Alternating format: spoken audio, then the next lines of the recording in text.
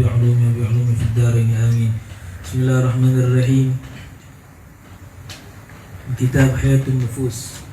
وبالنظر إلى نفسك بعين السخط وإلى غيرك من المسلمين بعين الرضا والإكثار من السكوت وترك ذكر الظلمة بسم الله الرحمن الرحيم. Baca niat ta'lim.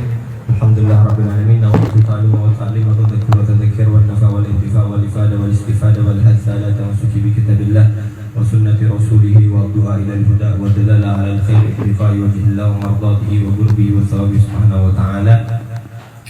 Di sini kita masih membahas akan kitab Hayatul Nufus karangan Al-Habib Abdullah Al-Idrus. Siapa beliau Al-Habib Abdullah? Beliau itu adalah seseorang yang dijuluki Al-Idrus pertama, Al-Habib Abdullah Al-Idrus. Al-Habib Abdullah ini bedanya ulama zaman dahulu. Beliau kalau pengen naklukin daripada hatinya beliau, Habib Abdullah Al-Idrus ini terkenal bertahun-tahun tidur di tempat sampah. Tidur di tempat sampah untuk apa? Naklukin hati, biar nggak ada sombong di hati, biar nggak ada riya di hati. Banyaknya orang di zaman sekarang, kita minta maaf, melihat harus naik Fortuner, harus naik mobil, dakwah kalau naik motor nggak mau. Padahal ulama-ulama kita zaman dulu gimana? Beliau taklukin hatinya beliau dengan apa? Tidur tempat sampah biar nggak ada sombong nih di hati. Dan ini adalah Al-Idrus pertama.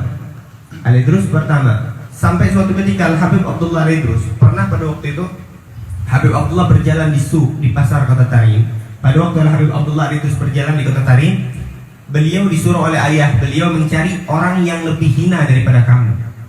Maka Habib Abdullah berjalan di pasar. Ketika Habib Abdullah Al-Idrus berjalan di pasar, di saat itu Habib Abdullah Al-Idrus lihat ada satu orang pemabuk yang fawahish, orang yang sudah banyak melakukan daripada kemaksiatan. Maka kata Habib Abdullah, tentu orang ini lebih hina daripada saya. Tapi berpikir lagi Habib Abdullah, enggak. Tapi kalau ini orang taubat, dalam Al-Quran dikatakan innallaha yuhibbut tawabin. Dengan taubatnya seorang hamba bisa menghapuskan daripada dosa seorang hamba tersebut. Maka enggak. Ini orang bisa jadi jauh lebih mulia dibanding saya. Maka kata Abdullah Al-Idrus, beliau cari lagi sampai ada seorang wanita penzina. Beliau bilang, ini wanita mungkin lebih hina dari saya. Tapi beliau pikir lagi, wanita yang dimana hidupnya menjual dirinya tapi hanya daripada satu amal baik, yaitu memberikan daripada minuman kepada seekor guguk, seekor binatang yang menggonggong itu, diberiin air minum, itu bisa ngebuat daripada seorang wanita ini Pak menjadi orang yang dihapuskan dosanya sama Allah, masuk dalam surganya Allah bighairi hisab. Karena apa? Cuman karena beriin daripada satu binatang makhluknya Allah. Ya Allah. Beliau bilang, enggak, ini orang pasti lebih mulia dari saya. Sampai beliau jalan lagi, beliau lihat ada seekor guguk tadi. Beliau lihat, ini mungkin lebih hina dari saya.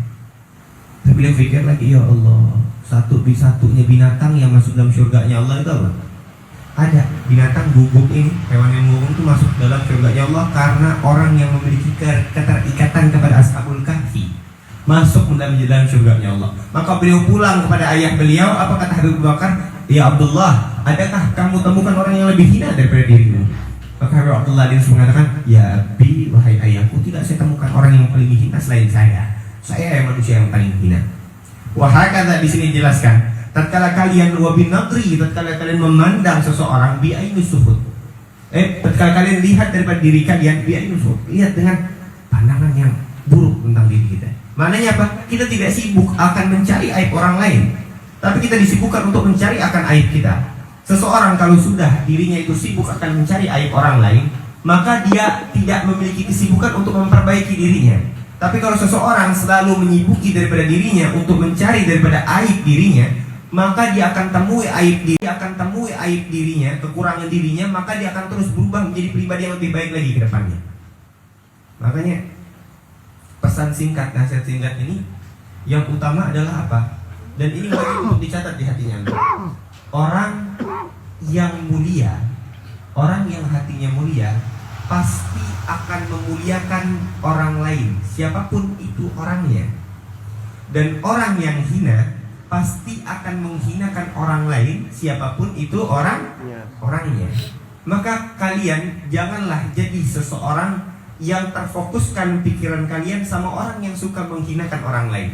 Tapi tetaplah kita menjadi orang yang apa? yang memuliakan orang lain dan terus fokus untuk memuliakan orang lain. Itu bahasa simpelnya.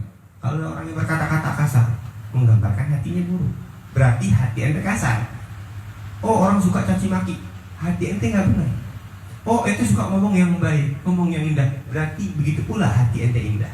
Jadi apa yang dilakukan jasad itu adalah cerminan ataupun gambaran hatimu.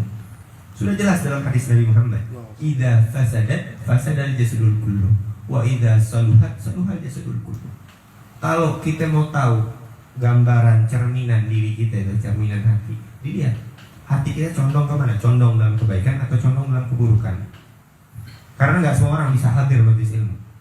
Ada orang kadang ngelihat nama tabligh akbar, ngelihat nama pengajian rutin aja kadang sumpah, apa sih orang so alim banget, ngisi-ngisi majelis so alim banget. Wah, ente sok-sok apa ente hadir majelis, udah deh jangan sok-sok baik. Ataupun dia cari kesalahan orang, ente percuma ikut majelis masih suka maksiat. Orang yang ikut majelis saja kadang suka maksiat, gimana yang nggak ikut sama sekali? Kan begitu pertanyaannya. Orang yang pengen dekat sama Allah kadang masih ada bermaksiat. Gimana orang yang nggak dekat sama Allah sama sekali? Orang yang dekat sama Allah, dia baru ikut majelis masih ada maksiat, wajar, pelan-pelan pengen dekat sama Allah begitu. Dan ini thariqah daripada Bani Alawi, para habaib. Tatkala mendakwahi seorang dengan akhlaknya mereka, segala sesuatu dengan akhlak. Ini yang beliau katakan di sini. Kalau ente ngelihat diri ente dengan pandangan buruk, tapi tatkala ngelihat orang lain, orang yang ada di sekelilingnya ente, bi'aini ridha, kata beliau, dengan pandangan yang penuh cinta, pandangan yang penuh kasih sayang. Maknanya apa? Kita nggak merasa diri kita lebih hebat dari orang.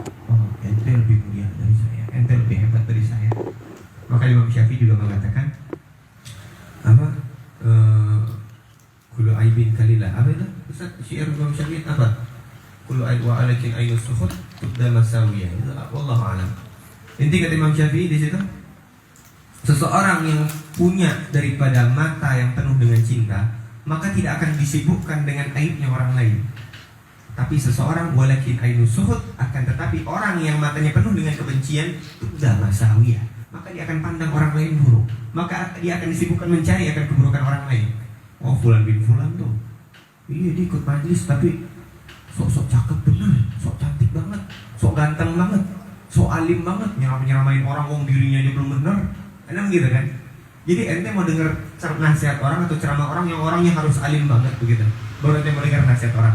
Terima nasihat kepada siapapun, usulun, persanggah baik, sama siapapun itu, walaupun kepada anak kecil. Kita hargai anak kecil, ya, hargai anak kecil, dan yang kecil juga hormati yang tua. Itu yang diajarkan untuk kita. Siapapun itu yang menasihati kita, siapapun itu, mau dari orang penzina sekalipun, kalau baik terima. Jangan lihat apa masa lalunya. Jangan kita menjadi orang yang membenci akan zatnya seorang manusia.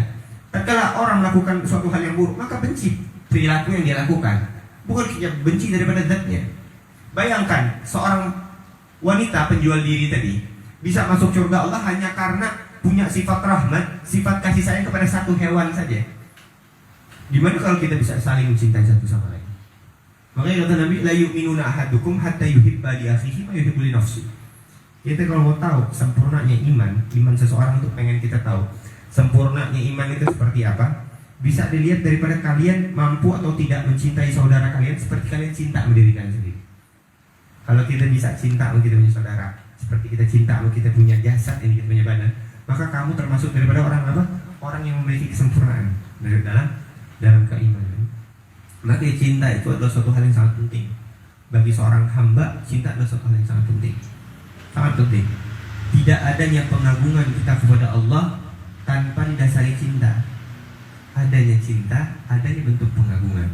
Ente puji ente punya guru, antum sayang sama antum punya guru, para habaib.